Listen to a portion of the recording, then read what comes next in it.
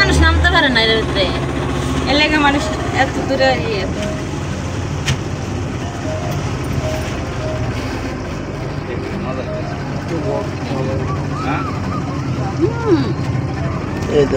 এটা নিচে পাহাড় আছে। হ্যাঁ নিচে পাহাড় আছে তোমার। হ্যাঁ ওখানে যা, নিচে পাহাড়। নিচে কি এটা কি পাহাড়? এটা পাথর। এই তো একটা আমরা কত নিচে ওটা দেখছো, এটা হলো কত উঁচা লবণ দেখছো।